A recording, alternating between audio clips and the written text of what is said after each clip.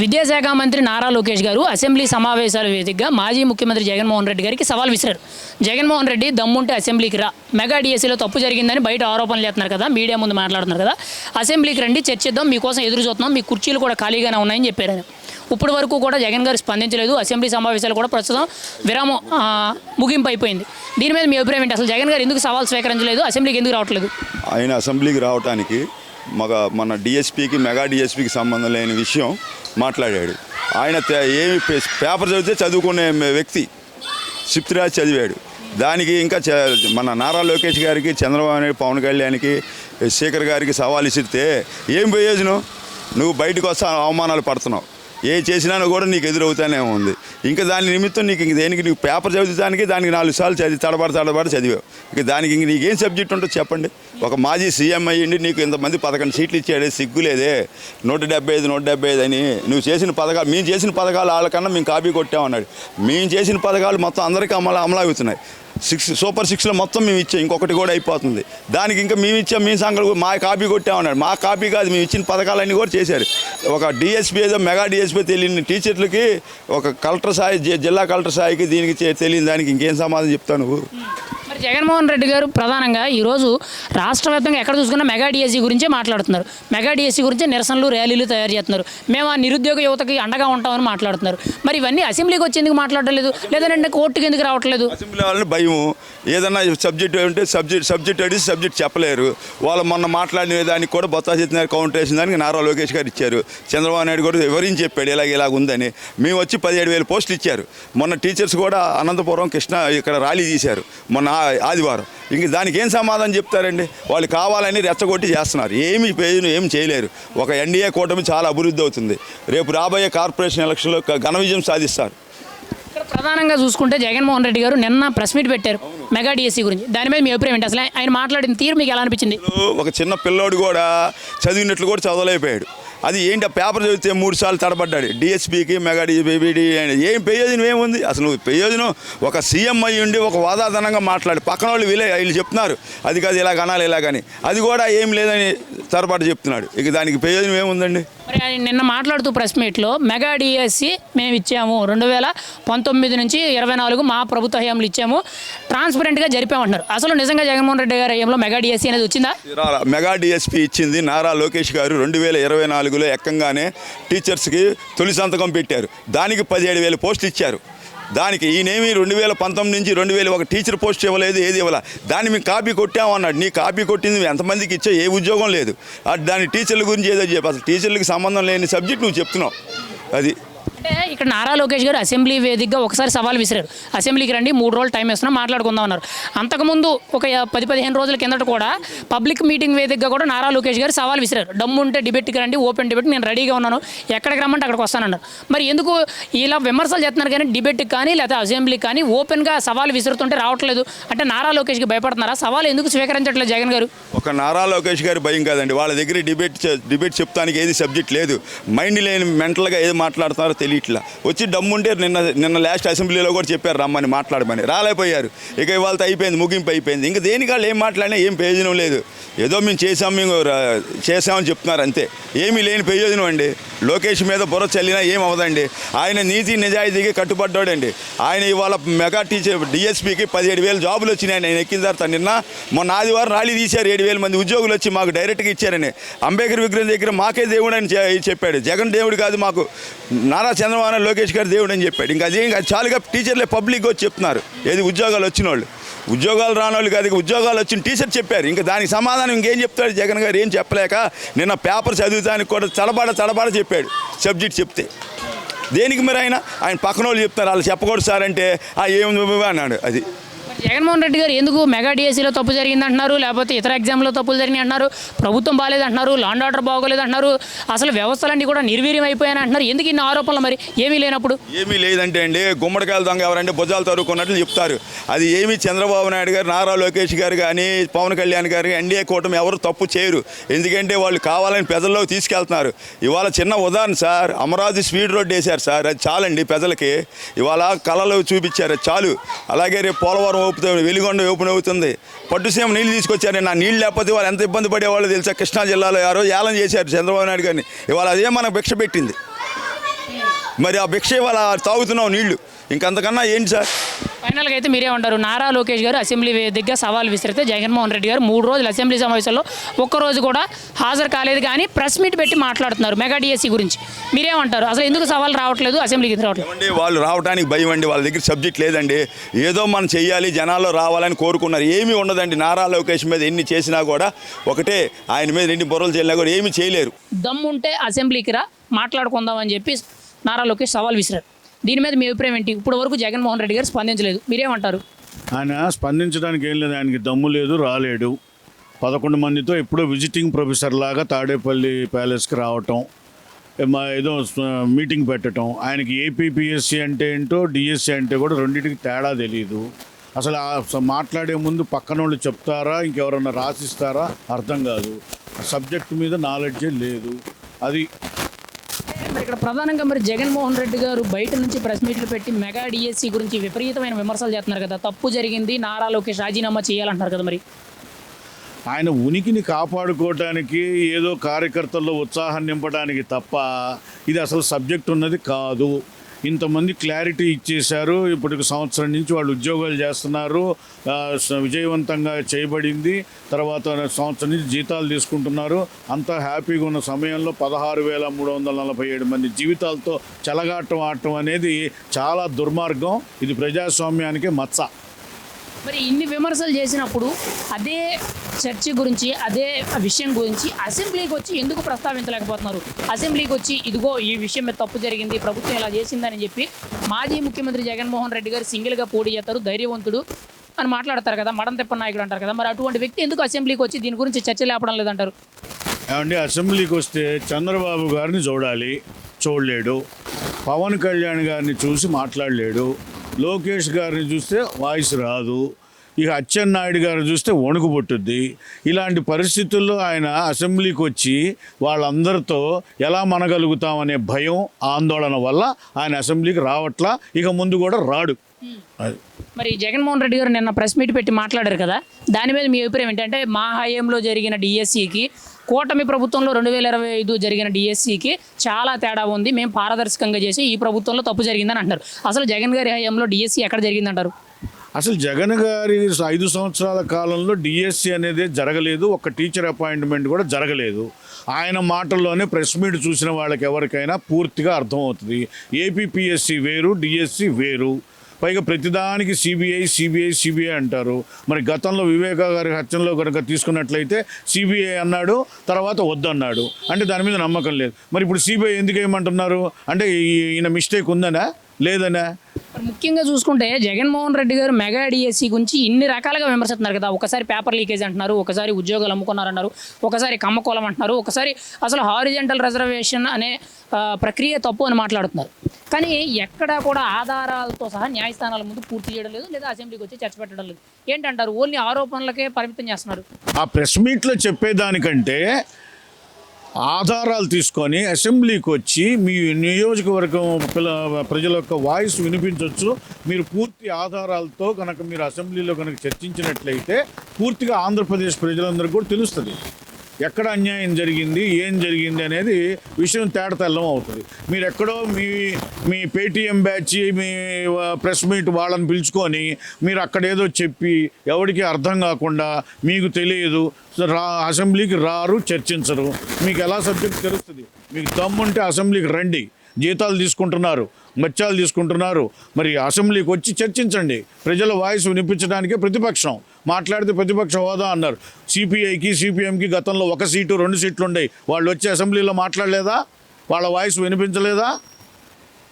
అంటే ఇక్కడ ముఖ్యంగా చూసుకుంటే జగన్మోహన్ రెడ్డి గారు ఇన్ని ఆరోపణలు చేస్తుంటే ఆల్రెడీ ఉద్యోగాలు వచ్చిన 16,500 మంది సుమారు ఎవరైతే టీచర్ ఉద్యోగాలు పొందిన డిఎస్సి అభ్యర్థులు ఉన్నారో వాళ్ళు రోడ్ల మీదకి వచ్చి నిరసనలు తెలియజేస్తున్నారు.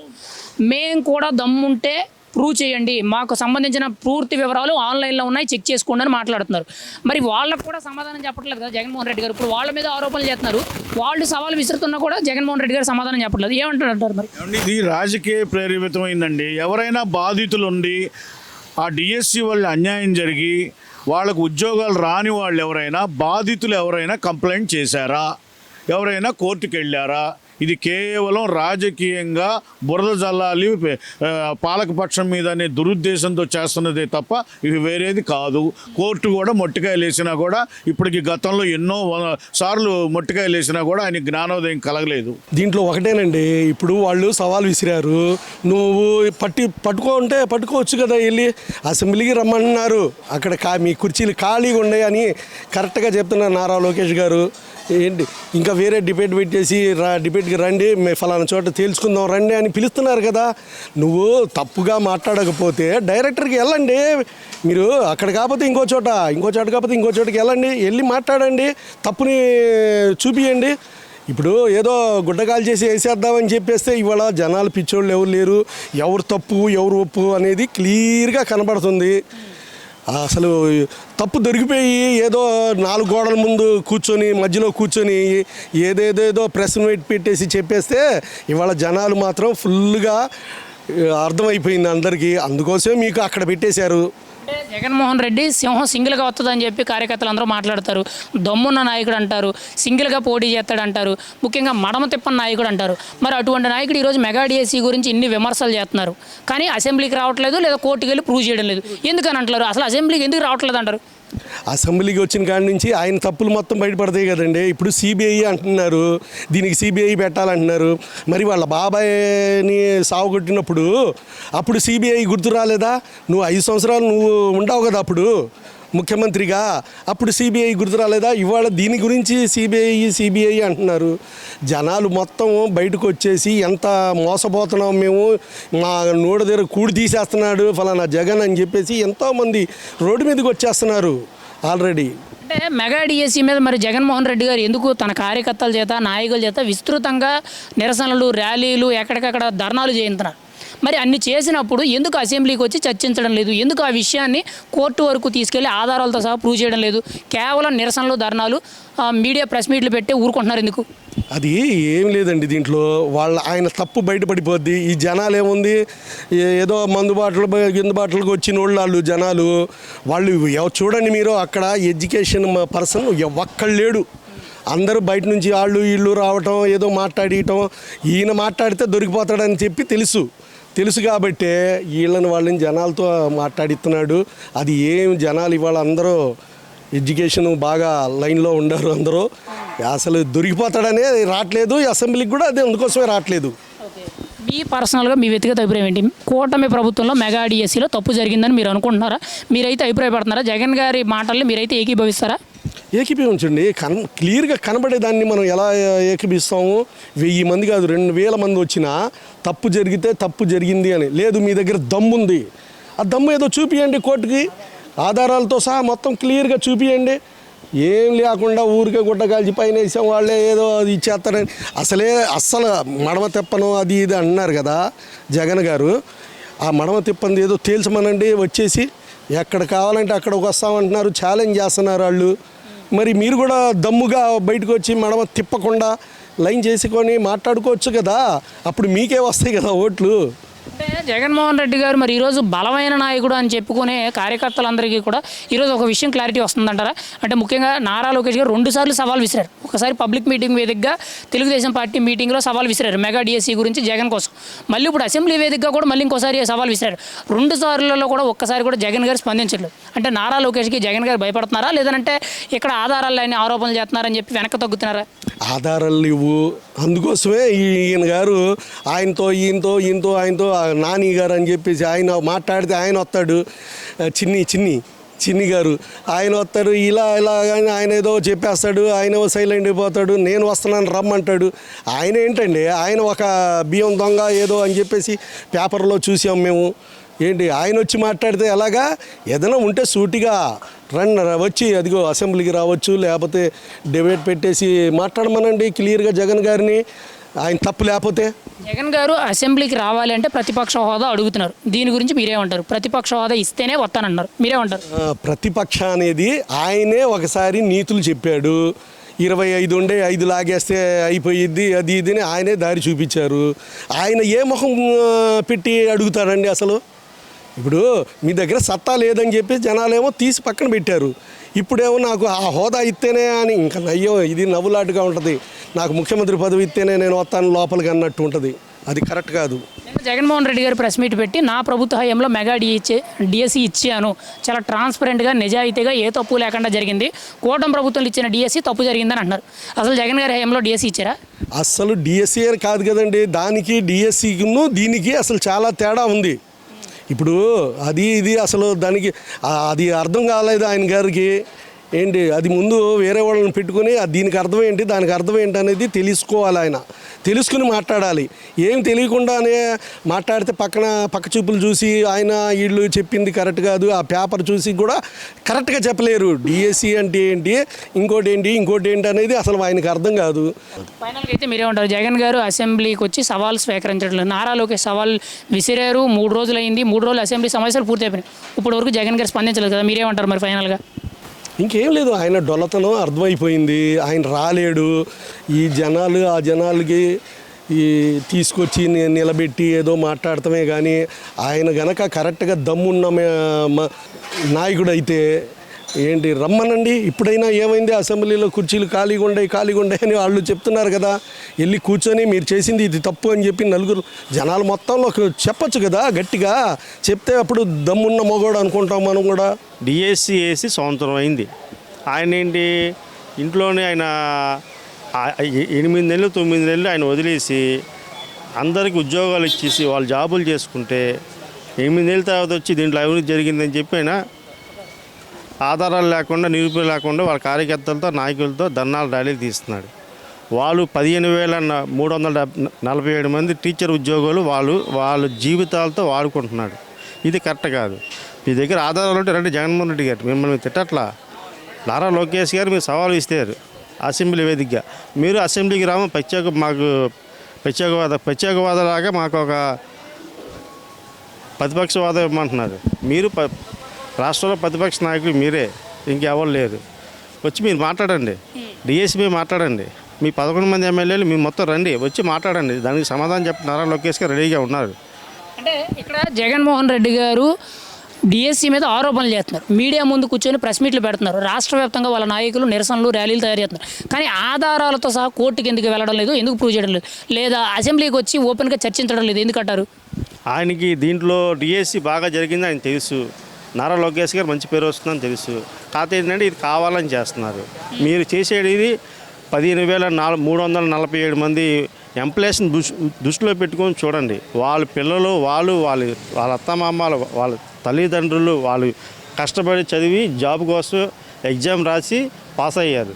మీరు అంతకుముందు సచివాలయ ఎంప్లాయీస్ ఉద్యోగాలు ఇచ్చారు. నారా చంద్రబాబు నాయుడు గారు ఆ ఉద్యోగాలు మీరు పేక్ చేశారని చెప్పి వాళ్ళ మీద వేస్తే వాళ్ళు కూడా పొట్టగొట్టినట్టు అయింది. అది కరెక్ట్ కాదు మీరు చేసేది. రండి, మీరు అసెంబ్లీ రండి, మీ దగ్గర ఆధారాలు ఉంటే కోర్టుకి వెళ్ళండి. జగన్మోహన్ రెడ్డి గారు మీరే కోర్టుకి వెళ్ళండి, నారా లోకేష్ అలా చేశారని చెప్పి అడగండి. డిఎస్సి జరిగిందని హైకోర్టు అడుగుతుంది మిమ్మల్ని ఎవిడెన్స్ తీసుకురామని. మీరు ఎందుకు కోర్టుకి వెళ్ళట్లేదు? వెళ్ళొచ్చు కదా. అదే జరిగింది అంటున్నారు. మీరు మండలికి వస్తారు, మండలిలోకి వచ్చి రభస చేసి వెళ్ళిపోతారు. అసెంబ్లీకి రండి, అసెంబ్లీకి వచ్చి ఆ శాఖ మంత్రి గారు ఉన్నారు, మా మంత్రి గారితో మీకు సమాధానం చెప్తారు. పిన్ టు పిన్ చెప్తా ఉన్నారు. మీకు 3 రోజులు మీకు అసెంబ్లీకి రమ్మని చెప్పి సవాలు ఇస్తారు. మీరు ప్రెస్ మీట్ల మీద మాట్లాడుతున్నారు కానీ అసెంబ్లీకి వచ్చి మాట్లాడట్లా. ఎందుకు రావట్లా?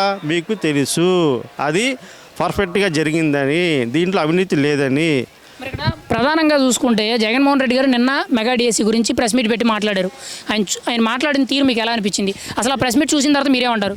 అది కరెక్ట్ కాదండి. ఆయన ఏంటంటే ప్రెస్ మీట్ మాట్లాడిందంటే జనాలు ఏంటంటే మరి ఇది ఎలిగేషన్ జరిగిన దాన్ని ప్రజలకి ఇలాగా నెగిటివ్గా చూపిద్దామని, మళ్ళీ నేనున్నాను, మళ్ళీ నేను ఇది వస్తే మళ్ళీ నేను దీన్ని రద్దు చేసి మళ్ళీ నీ మెగా డిఎస్సి చేస్తానని, అది నువ్వు అనుకుంటున్నావు. జనాల్లో పలసనైపోతున్న జగన్మోహన్ రెడ్డి గారు మీరు ఇంకా మిమ్మల్ని జనాలు ఇంకా మీ పార్టీని మీరు ఇంకా వెనక్కి తీసుకెళ్ళిపోతున్నారు. ముఖ్యంగా చూసుకుంటే నారా లోకేష్ గారు 2 సార్లు సవాల్ విసిరారు. ఒకసారి పబ్లిక్ మీటింగ్ వేదికగా టీడీపీ పార్టీ కార్యకర్తలతో సమావేశంలో జగన్ గారికి ఓపెన్ డిబేట్కి నేను రెడీ, దమ్ముంటే రండి అని చెప్పి సవాల్ విసిరారు. ఇప్పుడు అసెంబ్లీ సాక్షిగా మళ్ళీ 3 రోజుల టైం ఇస్తున్నారు, అసెంబ్లీకి రండి చర్చిద్దాం డిఎస్సి మీద అన్నారు. కానీ ఒక్కసారి కూడా జగన్మోహన్ రెడ్డి గారు రెస్పాండ్ అవ్వట్లేదు. అసలు మెగా డిఎస్సి గురించి చర్చకు రావడం లేదు, ఎందుకంటారు? ఆయన ఏది సవాల్ ఇస్తే సవాల్ స్వీకరించడానికి ఆయన లేడు. ఎందుకంటే రాడు, ఆయన తెలుసు కాబట్టి రాడు. ఇప్పుడు ఆయన అంటున్నాడు దీంట్లో అవినీతి జరిగిందని. అంతకుముందు ఏమన్నారు, పేపర్ లీక్ అయింది అన్నారు. ఇది కంప్యూటర్ ఎగ్జామ్, ఇది పేపర్ లేని ఎగ్జామ్. అది ప్రతిదీ కూడా ఫోర్స్లో అవన్నీ జరిగిందని చెప్పి అంతకుముందు వాళ్ళ ఎగ్జామ్ రాసిన కొంతమందిని మీ ఆఫీస్లో కూర్చోబెట్టుకొని వాళ్ళతో మీటింగ్ పెట్టారు. వాళ్ళు రాలేదని బాధపడతారు. ఇప్పుడు నేను లక్షల్లో రాస్తారు, కొంతమంది రాదు, కొంతమందికి వస్తుంది. నెక్స్ట్ మళ్ళీ ఇంకో మెగా డిఎస్సి వేస్తున్నారు నారా లోకేష్ గారు. దాంట్లో కంటెస్ట్ చేయండి. ఇప్పుడు మనకి ఒక్కసారి మనం కష్టపడతాం, ఫలితం అనేది దేవుడికి వదిలేస్తాం, మళ్ళీ రాస్తాం, మళ్ళీ కష్టపడతాం. ఇప్పుడు అంతేగాని మీరు వాళ్ళు కూర్చోబెట్టుకొని వాళ్ళు బూచిగా చూపించి వాళ్ళకి ఉద్యోగాలు ఇవ్వలేదు అని చెప్పండి, అది కరెక్ట్ కాదు. అది ఇక్కడ జగన్మోహన్ రెడ్డి గారు మీడియా ముందు మాట్లాడినప్పుడు మా ప్రభుత్వ హయాంలో మెగా డిఎస్సి వచ్చింది, ట్రాన్స్పరెంట్గా జరిగింది, కానీ కూటమి ప్రభుత్వ హయాంలో మెగా డిఎస్సి తప్పు జరిగిందని అన్నారు. అసలు జగన్మోహన్ రెడ్డి గారి హయాంలో మెగా డిఎస్సి వచ్చిందంటారా? మెగా డిఎస్సి అంటే సిబిఎన్ 14 సార్లు మెగా డిఎస్సి వేసారు. ఏ గవర్నమెంట్ వాళ్ళ నాన్నగారు కూడా ఇలా మెగా డిఎస్సి 14 సార్లు వేసాం, దాన్ని సత్తా చూపించాం. ఇప్పుడు టీచర్కి ఎంప్లాయ్ చేసుకున్నారంటే అప్పటి నుంచి నారా చంద్రబాబు నాయుడు గారే ఈ ఒక డిఎస్సి వేయలేదు. కానీ ఎలక్షన్ ముందు ఏదో 6,000 మంది పోలీసు వాళ్ళకి నోటిఫికేషన్ అని చెప్పి తూతు మంత్రంగా వేసి ఆ ఎలక్షన్ అయిపోయాక అది ఎలక్షన్లో మళ్ళీ గెలిచేద్దామని చెప్పి అలా వేసారు. కానీ అది కూడా ఫేకే. ఆయన ఒక్క ఉద్యోగం ఇవ్వలేదు 5 సంవత్సరాల్లో. 5,000 రూపాయలు వాలంటీర్ ఉద్యోగం ఇచ్చారు. సచివాలయం ఎంప్లాయీస్కి వాళ్ళు ఉద్యోగాలు ఇచ్చారు. వాళ్ళు వచ్చిన తర్వాత వాళ్ళ మీద ఎంక్వైరీ చేసి వాళ్ళు తీస్తే ఎలా ఉంటుందండి? అది కరెక్ట్ కాదు. అది మరి జగన్ గారు ఎందుకు ఈ ఆరోపణలన్నీ, అంటే కూటమి ప్రభుత్వం తప్పు చేస్తుంది, పథకాలు ఇవ్వడం లేదు, అభివృద్ధి లేదు, సంక్షేమం లేదు, ముఖ్యంగా లాండ్ ఆర్డర్ బాగాలేదు, మెగా డిఎస్సిలో తప్పు జరిగిందని ఎందుకు ఈ రకరకాల ఆరోపణలని? అంటే నేను ఇవ్వలేదు, కూటమి ప్రభుత్వం ఇచ్చింది మెగా డిఎస్సి, వాళ్ళకి మంచి పేరు వస్తుంది, ఎలాగైనా ఈ పేరుని మళ్ళీ నా వైపు తిప్పుకోవాలి జనాలందరినీ అని చెప్పి ఆయన ఒక ఎలిగేషన్ చేస్తున్నారు. అది కరెక్ట్ కాదు. ఇంకా ఆ పార్టీ ఇంకా మునిగిపోద్ది. ఆ ఎమ్మెల్యేలు కూడా తెలుసుకోవాలి మనం చేసేది కరెక్ట్ కాదని. ఊరూర ర్యాలీలు తీసి చేస్తున్నారు, అది కరెక్ట్ కాదు. ఇది ట్రాన్స్పరెంట్ జరిగింది, దీంట్లో ఒక్కడ కూడా లేదు. మీరు కోర్టుకి వెళ్ళండి, హైకోర్టుకి వెళ్ళండి, సుప్రీంకోర్టుకి వెళ్ళండి. అక్కడేమో కేంద్రంలో ఒక ఎంపీ మినిస్టర్ రాజీనామా చేస్తే రాజీనామా చేసేది ఎక్కడ కూడా అంటున్నారు. ఏది ఎవిడెన్స్ అయ్యి కోర్టు అడుగుతుంది, అందరూ అడుగుతున్నారు. నువ్వు అసెంబ్లీకి రా, అసెంబ్లీ తెచ్చిస్తారు. అసెంబ్లీ రాకుండా నువ్వు ఇంట్లో కూర్చొని మీటింగ్లు పెడితే ఎలా ఉంటుంది? అది కరెక్ట్ కాదు కదా.